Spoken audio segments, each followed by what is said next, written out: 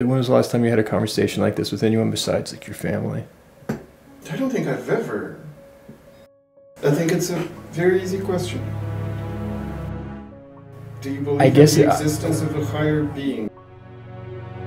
So perhaps could the divine purpose be that elusive ideal that you're striving for? Because you need a target to hit. You need something to throw darts at, a goal to head towards, a reason to not make the easy decision, but make the hard decision for the benefit of for the long term. You hear that all the time. The goal of life is to be happy. Yeah. You think it is? So if the goal of life is to be happy, could you not follow that logic and say, go indulge right now? Why not just go do drugs? That would make you a lot happier. Because it's objectively bad for you. For your health? Yes, for your... But you're going to be happier in the moment. But it's objectively bad. How do you determine? It does not serve my well-being or my close ones' well-being. Your close ones' well-being. So there's... Right, but I don't need... That is also an objective aspect of our life. So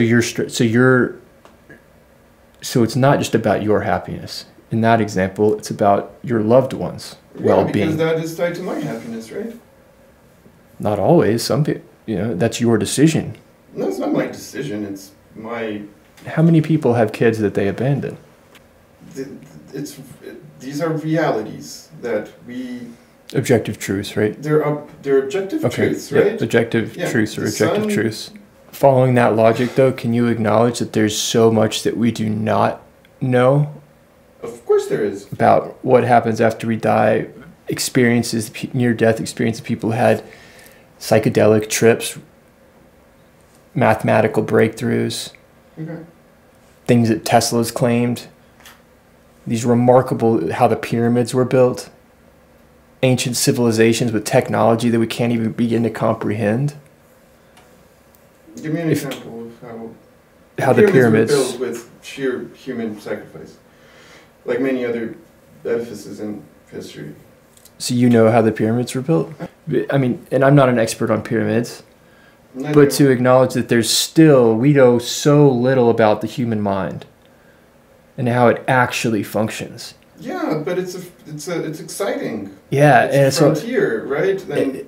Is it not possible that the more you experience something like that, the more it actually, like as a mathematician, let's say, the more you experience these remarkable patterns that make up our world and you experience a mathematical breakthrough, the more it makes you feel like there's a grand design, perhaps?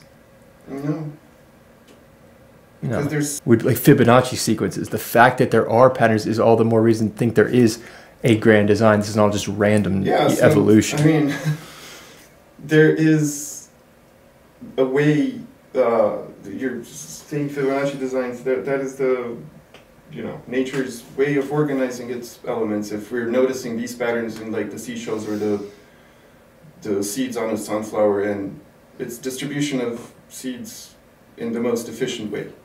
Or, and in music, and the fact that music resonates in that remarkable way, and the way that composers have been structuring it in that same pattern, because the way it resonates on an emotional level, that's explained by sunflower seeds. It doesn't prove this. That's not my point. Is that it doesn't prove that, but it can coexist. I think it's a very easy question. Do you believe in the existence of a higher being? This conversation we've had is kind of how I choose to think about it. That there is so much complexity. I've made an observation myself. I know I'm never going to be able to find proof, and therefore I do not require proof if I am going to accept that. I know I have to do so without proof. That's by definition faith. You could say that too. But to answer I do believe in God, to answer your question, given all of what I've been saying. Right. And that those dualities do exist as this miraculous pattern that does seem to hold this power to the point where even when I'm formulating thoughts and writing, when I do it in a certain manner, it works in a remarkable way. To me, there's something in that. There's a feeling, and I know that I can't articulate, and therefore I know I cannot ever impose that on anyone, and I never go around talking about it or trying to convert anyone or any of that. So, but yes, I do. So that's very interesting, because I have the polar opposite experience, but I've reached the same conclusion as you have. So that's where the argument. So Jordan Peterson versus Sam Harris. He's actually arguing. Sam Harris would be in your position. He would say, Sam, you actually do believe in God. You don't know it. You just live as though you believe it.